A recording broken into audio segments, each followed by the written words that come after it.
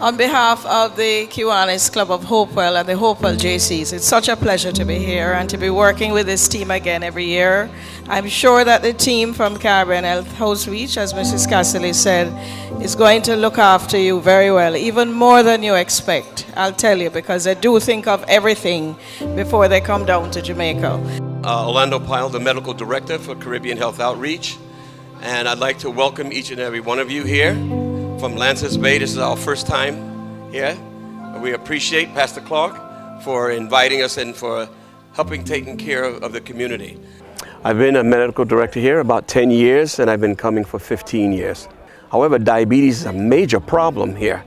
And so with diabetes being a major problem, and many people do not have glucose monitors to check to see what their blood sugar is. Their blood sugars sometimes are extremely elevated, and even though they'll go to a doctor and they'll get medication, but they supplement their diet with high sugar fruits, so like mango, Nesberry, and so these fruits are high in sugar content.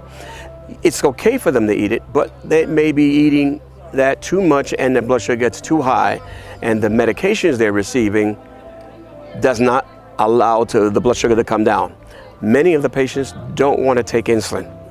So the fact they don't want to take insulin, so the doctors are giving them pills, but eventually sometimes these pills are not adequate to control it.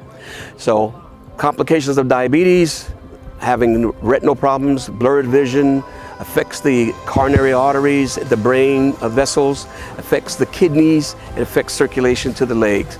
So you'll get blindness, you'll get renal failure, you'll get strokes, heart attacks, you'll get numbness and infections of the feet, and gangrene and amputations. One of the balances to that is a lot of people here walk. So activity is very good for cardiovascular activity. However, eating salted foods counteracts that. So we have to give them some diet education in terms of restricting salt and still being able to enjoy their food and enjoy what they eat, and then take their medications. We've had several patients come here today, they didn't take their blood pressure pills and their blood pressure is high. So they said, well, I rushed out too early and I didn't eat or whatever it is. So we're looking at the results of that. The number of patients that we see every week is in the high hundreds. Sometimes we see up to 1,000. But on an average, the type of services that we provide, and we provide a wide range of service. You would be amazed to know some of the things that we do. PAPS, women's health, is one of our biggest focus.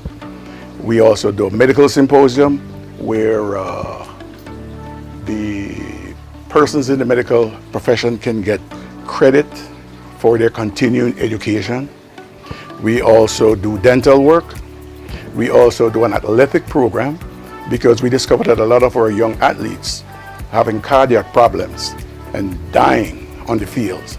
So we introduced that. So we have a team that work with high school to deal with their soccer team. As a matter of fact, we just did Rashi's soccer team, and they're the defending champion for the Costa Cup.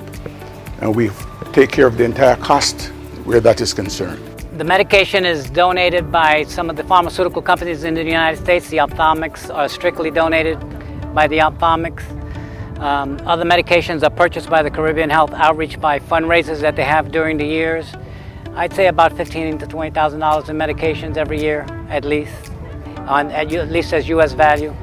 The motivation for giving back to Jamaica actually is a passion of my wife, and she's the founding member of the organization. And she made a commitment to herself that once she was in a position to give back, that she would be doing that willingly. And so I share her views as well. I really want to give back to my country, and that's what really motivates us. The single most important factor, though, is the fact that we concentrate all our efforts in deep rural communities, because we know the difficulties that the elder people have in trying to reach the pharmacies or trying to get medical care. So we choose that not by accident but by design, and we'll continue to do that for as long as we are providing service. We at Hanover Charities have been supporting this health fair since its inception, 15 years now. We are their major sponsor, and we're very proud to assist the CHO, Caribbean Health Organization, and the Kiwanis and the Hopewell JCI. This is exactly the kind of partnership we're looking for at Hanover Charities.